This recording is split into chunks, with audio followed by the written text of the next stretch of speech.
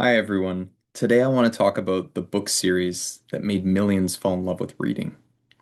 If you want to start reading again, or perhaps you want to help someone else fall in love with reading, the trick is to start with books you can't put down, right? Books that grab you from the first page and keep a hold of you, and that they have enough pages to keep you going for a while. So it's not just a one-off, but the beginning of a long-lasting love affair with books.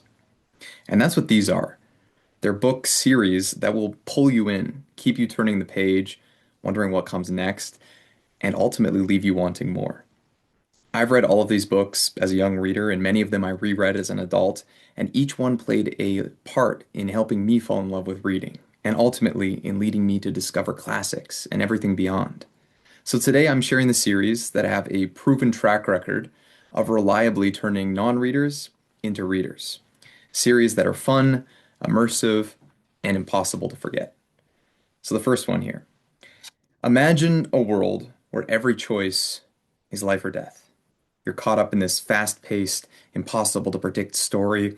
It keeps your heart racing from chapter one, and you just can't stop reading. The book series is The Hunger Games. This is actually the second one here, Catching Fire. Couldn't find the first one. But The Hunger Games, it works because it's just unbelievably gripping. It's the kind of book with short chapters. There's always something happening. Every scene pushes the plot forward. And I remember reading this and just flying through it as a kid. I wasn't trying to read. It just kept my attention and it was so much fun. Millions of people have had the exact same experience. It sold tens of millions of copies worldwide, and there's a reason for that, right? It's one of the clearest examples of a page turner with momentum, a nonstop story. Once you start this, it doesn't really stop, and honestly, I think the whole series is worth reading, but the first one in particular, really riveting. Highly recommend.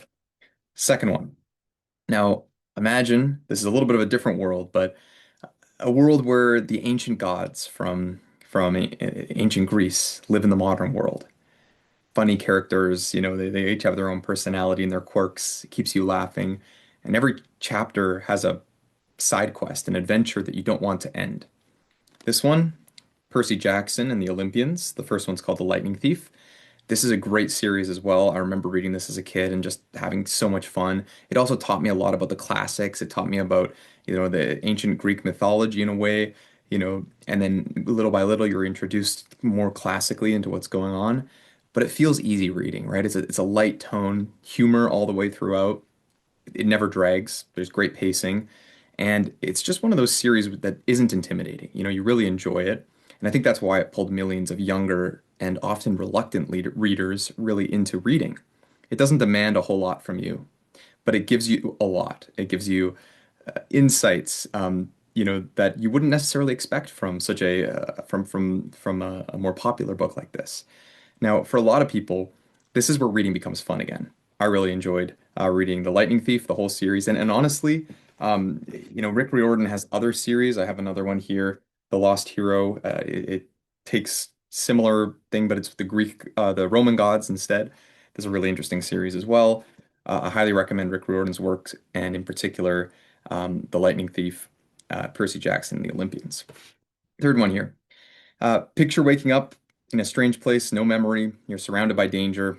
Every twist you make, it makes this kind of desperate desire to know what's going on seem all the more important to you. And this book is called The Maze Runner. Now, this one is built on questions. This guy wakes up, he has no idea where he is, what's going on. You're constantly trying to figure out what's happening, and it keeps that tension going all the way throughout. You don't have the answers, but it gives you just enough that you're reading for the next answer. You're reading for the next answer, and it's just got a great plot. It's got a great pacing. I think this is huge for new readers because you're not reading for style or depth, you're reading because you need answers. And that's a much more immediate reason to read. So that fast suspense keeps you locked in. And again, it's a proven copy, right? Millions have been sold. So massive audience, a series that has clearly gotten a lot of people hooked. The Maze Runner. Now another one. This is in a similar vein. Imagine a world where life is divided by a single choice, where you have to choose who you are and you have to live with it. And the more you learn about the world, the more you realize something's not quite right. classic dystopian trope, right? The world, it's not quite as it seems. Maybe these neat categories that seem so great aren't so great at the end of the day. This book, Divergent by Veronica Roth, I think she wrote this while she was in college or just like gap year. So it was a really inspiring for me to see that somebody could just write a book and be super successful in that respect. But this one works because it's fast pacing, it feels more personal. It's not just the action, there's also all these questions of identity, choices, where you belong, changing where you belong, not fitting in one category like everybody else does. A lot of questions I think particularly young people are going through. And I think that's what makes it really compelling. You know, they're trying to figure these things out for themselves. This one also sold millions of copies and built a huge audience, made into feature films like most of the other ones that I've mentioned so far as well. It really pulls you in and it keeps you there. It feels very personal, uh, in that beautiful way that these dystopian novels often do. It feels so grand and yet so personal. And like the other ones, once you start it, this one is hard to stop. And there's a whole series connected to this as well. The next one here. Now, imagine a story. It's so short and simple. I mean, this looks long because this is all of the book series together in one. But this story really isn't it's a long one. It's just an unforgettable one. It makes you rethink everything you thought you knew about the world. This book is, of course, The Giver, or The Giver Quartet by Lois Lowry. Now, there's actually four books here, but The Giver is, just a simple, powerful book, really as simple as can be. Clear, concise language, easy to follow story, but really deep ideas. I think there's a lot more philosophical depth than people give this book credit for. And I think for a lot of people, this reading this book is the moment where reading stops being for entertainment. It really transitions into meaning. So this is a really great book to get people into reading. It's also widely taught, and I think there's a reason for that. Millions of copies, decades of impact, and an easy entry point. But it opens doors to a lot of other works, a lot of really deep and important works. And so I think that this is a great place to start. So the Giver Quartet. Now, not all books have to be dystopian, have to be about these worlds, that are different than ours. Sometimes great novels, great book series can also be very realistic. Now, this one here I've talked about before.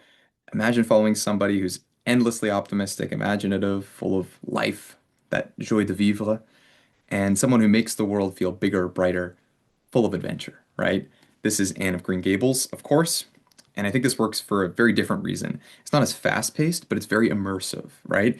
And because you really care about the character, you really care about the world, you care about those small moments, it trains people to think deeply about life through reading, through literature. And I think this is a great entry point that will then naturally segue to a lot of other more classic works. I mean, you could start here and end up reading Pride and Prejudice and really see that transition to Jane Austen.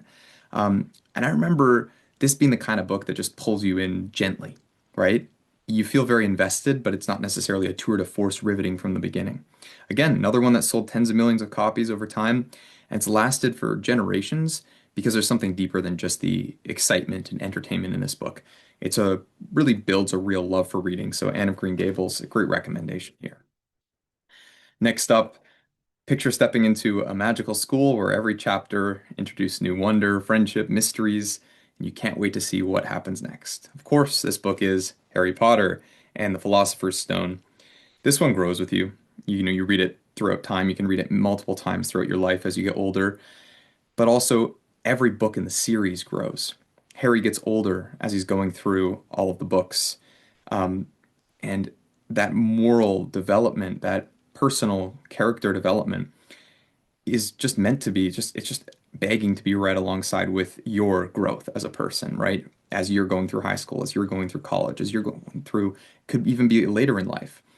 But it starts with early books that are simple and inviting, like this one, The Philosopher's Stone, gradually become more complex, more immersive, right? And then by the time you end up with the Deathly Hollows at the end, it's a thicker book. It's a lot darker. There's a lot more depth to read it, And so I think this really is one of the reasons that this led a whole generation into reading is because it helps you progress, it helps you grow, right?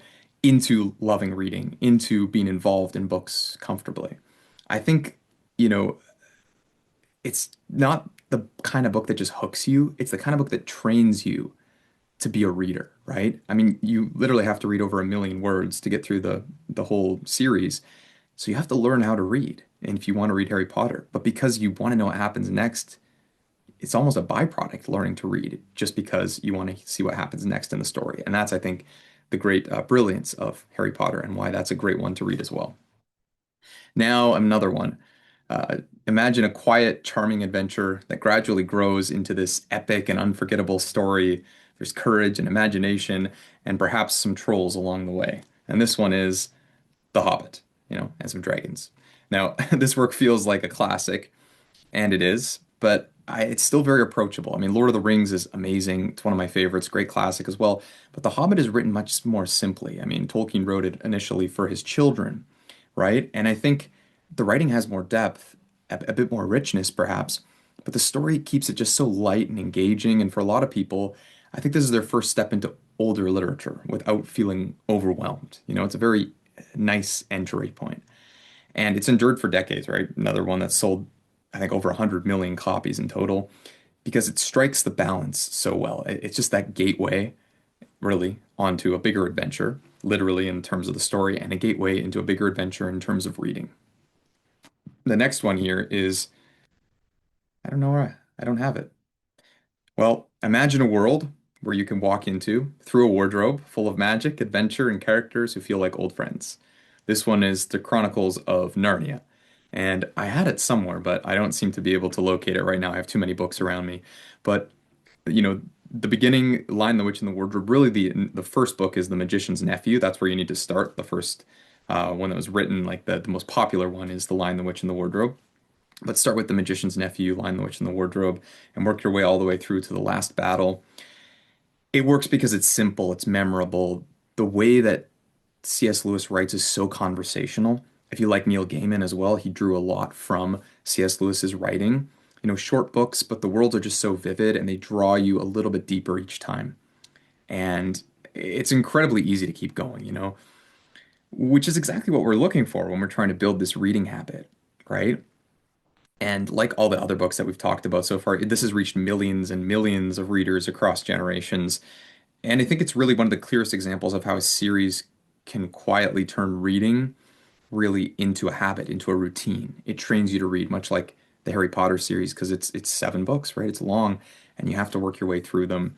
And every book is memorable in its own way, but they're all connected with this through line. So, highly recommend reading the Chronicles of Narnia.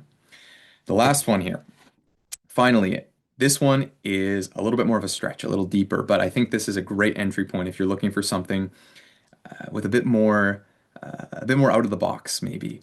In a series that's very atmospheric and mysterious and completely about the power of books themselves, which is why I think it's such a perfect one here.